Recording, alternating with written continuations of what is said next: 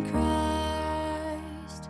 When we learn of Him, feel the love He felt for us when He bore our sins. Listen to His words, let them come alive. If we know Him as He is, there is peace in Christ. He gives us hope when hope is gone. He gives us strength when we can't go on. He gives us shelter in the storms of life. When there's no peace on earth, there is peace in Christ.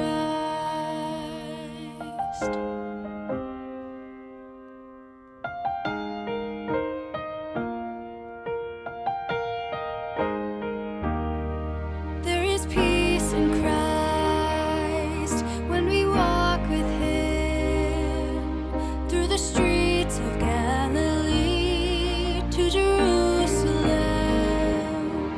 Mend the broken hearts, dry the tear-filled eyes. When we live the way He lived, there is peace in Christ. He gives us hope when hope is gone.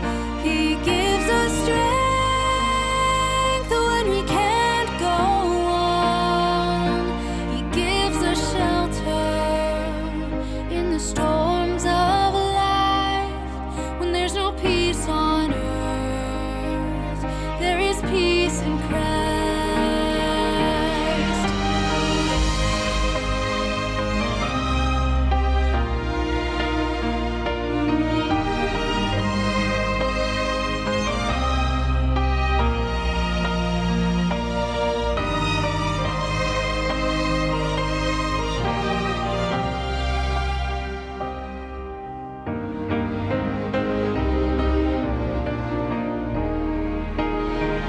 He gives us hope when hope is gone. He gives us strength when we can't go on. He gives us shelter in the storms of life. When there's no peace on earth, there is peace in Christ. When there's no peace on earth, there is peace in Christ.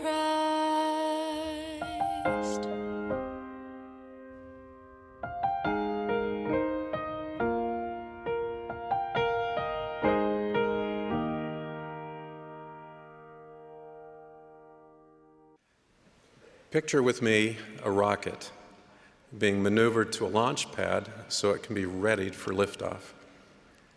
Now visualize the ignition. Fuel in a controlled burn is converted into hot gas that spews out, providing the necessary thrust to propel the rocket into space. Finally, envision the payload or cargo that sits atop the rocket. The payload's worth is fully realized only when it gets where it needs to be and functions as it should. You don't need to be a rocket scientist to appreciate that an expensive global communications satellite is of little value sitting in a warehouse. Because of His atoning sacrifice, Jesus Christ has the power and authority to redeem all mankind. To make His atoning power accessible, He's delegated a portion of His power and authority to men on earth. This delegated power and authority is called priesthood. It permits priesthood holders to help Heavenly Father and Jesus Christ in their work to bring about the salvation and exaltation of God's children. It does so because it provides His children the opportunity to receive the blessings of the Savior's atoning power. The opportunity to benefit from the Savior's atoning power is creation's most important payload. For Heavenly Father's purposes to be accomplished, Christ's atoning power needs to be made available to God's children. The priesthood delivers these opportunities. It's the rocket. Priesthood is essential because necessary ordinances and covenants on earth are administered only by its authority. If the priesthood fails to deliver the opportunity to benefit from the Savior's atoning power, what would be its purpose? Would it just be a complex, attention-grabbing firecracker? God intends priesthood to be used for more than just a class on Sunday or as a service opportunity. He intends for it to deliver the payload.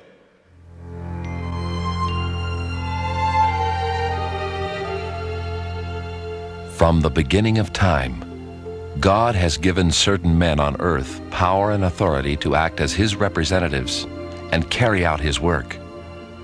These men were chosen by God and ordained to His holy priesthood. The ancient prophets, such as Adam, Abraham, Moses, and Aaron, were given this special priesthood authority, the authority to act in the name of God. Jesus Christ Himself went to John to be baptized, for John held the priesthood authority to perform this holy ordinance. The Savior chose 12 apostles and gave them the priesthood, which was necessary to perform their duties, saying, "Ye have not chosen me, but I have chosen you and ordained you." After His crucifixion, this divine authority remained with His apostles. Peter, James, and John, having received the keys of the kingdom, became the head of Christ's church. But following the death of the apostles, there was an apostasy. This priesthood authority was lost, and the world fell into spiritual darkness and confusion. Many churches evolved, each interpreting the scriptures and performing ordinances according to their own understanding, but without divine authority. Then in 1820, a 14-year-old boy, Joseph Smith, sought seclusion in a grove of trees that he might ask God which of all the many churches was right. His humble prayer was answered with a marvelous manifestation. God the Father and His Son Jesus Christ appeared to Joseph and told him that the church of Jesus Christ was not on the earth, but would be restored through him at a future time. He gave unto them the power to... While translating the ancient record, Joseph came upon a passage in which the need for baptism for the remission of sins by one holding authority was mentioned. Yet the Lord tells us that we must be baptized for the remission of sins. Having a desire for further understanding of this important ordinance, he and Oliver decided to inquire of the Lord.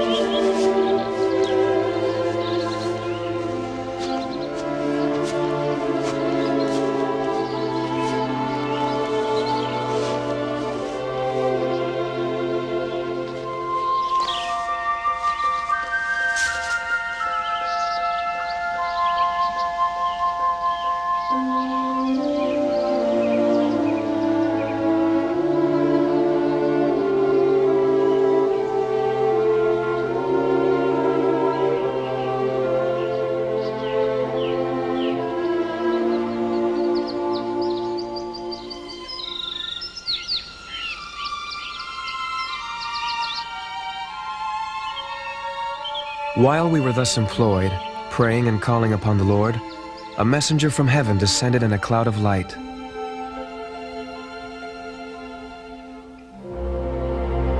I am your fellow servant. My name is John, the same that is called John the Baptist in the New Testament.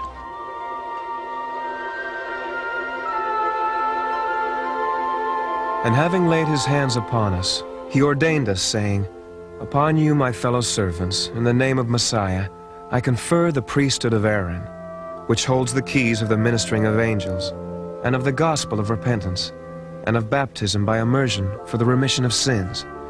and this shall never be taken again from the earth, until the sons of Levi do offer again an offering unto the Lord in righteousness. He said this Aaronic priesthood had not the power of laying on of hands for the gift of the Holy Ghost, but this should be conferred on us hereafter. He said that he acted under the direction of Peter, James, and John, who held the keys of the priesthood of Melchizedek, which priesthood he said in due time would be conferred on us, and that I should be the first elder of the church, and Oliver Cowdery the second.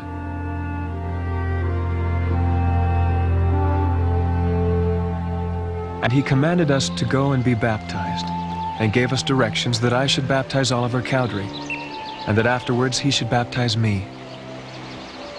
Oliver Cowdery, having been commissioned of Jesus Christ, I baptize you in the name of the Father, and of the Son, and of the Holy Ghost. Amen. Amen.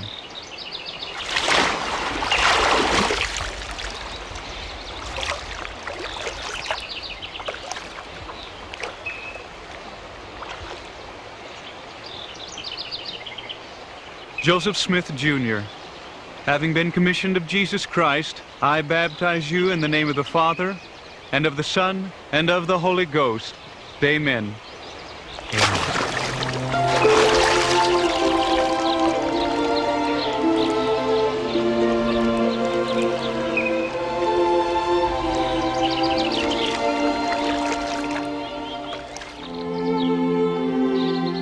Oliver Cowdery. After having received authority from John the Baptist and having been baptized for the remission of their sins, Joseph and Oliver then proceeded to ordain each other to the Aaronic priesthood, as they had been commanded to do. The Aaronic Priesthood from John the Baptist. The restoration of divine authority to the earth had begun. Joseph and Oliver now held the Aaronic priesthood, which authorized them to baptize in the name of the Savior for the remission of sins. Men who hold the priesthood are not inherently better than other men, but they should act differently. Men who hold the priesthood should not only receive priesthood authority, but also become worthy and faithful conduits of God's power. Be ye clean that bear the vessels of the Lord.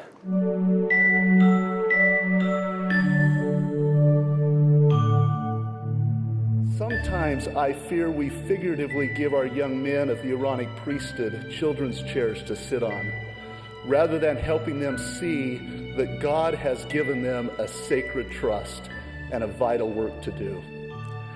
President Thomas S. Monson counseled us that young men need to understand what it means to be bearers of the priesthood of God.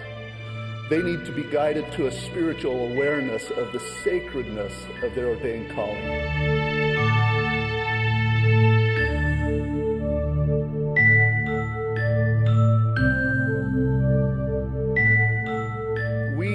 The Aaronic priesthood have been ordained to teach and invite all to come unto Christ.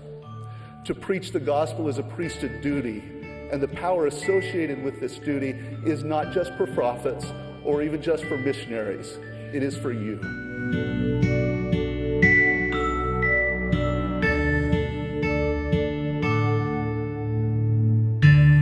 So how do we get this power?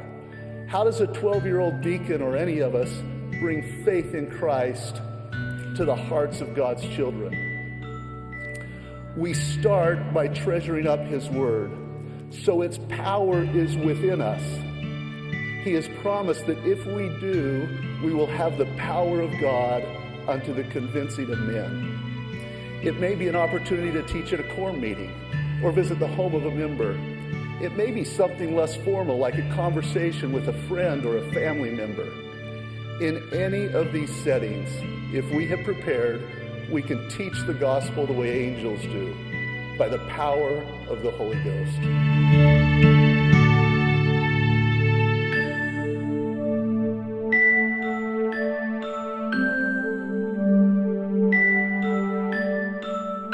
Increased faith in Christ always leads to a desire to change or repent.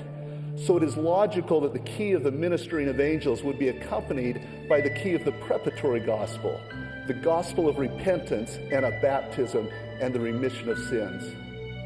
As you study your Aaronic priesthood duties, you will see a clear charge to invite others to repent and improve. That does not mean we stand on street corners shouting, "Repent ye." More often, it means that we repent, we forgive. And as we minister to others, we offer the hope and that repentance brings because we have experienced it ourselves.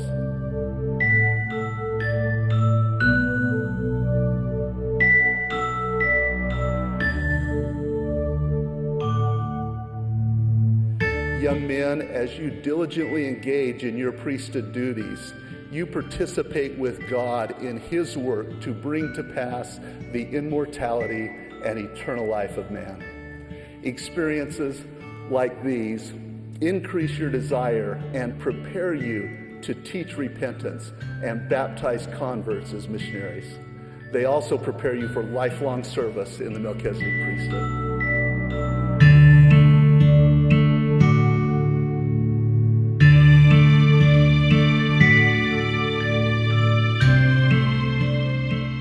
Young men, God has a work for you to do. Your Aaronic priesthood ordination is central to helping His children receive Christ's atoning power. I promise, as you put these sacred duties at the center of your life, you will feel the power of God as never before. You will understand your identity as a son of God, called with a holy calling to do His work. And like John the Baptist, you will help prepare the way for the coming of His Son. President George Albert Smith taught that we are not here to while away the hours of this life and then pass to a sphere of exaltation, but we are here to qualify ourselves day by day for the positions that our Father expects us to fill hereafter.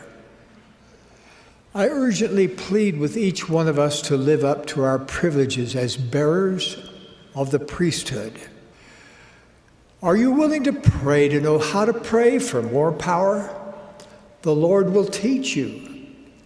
Are you willing to search the Scriptures and feast on the words of Christ, to study earnestly in order to have more power? If we will humbly present ourselves before the Lord and ask Him to teach us, He will show us how to increase our access to His power. With that power, we can help prepare the world for the second coming of the Savior, Jesus Christ. As I travel the world, I marvel at the strength and sheer goodness of the men and boys of this church. There is simply no way to number the hearts you've healed and the lives you've lifted. Thank you.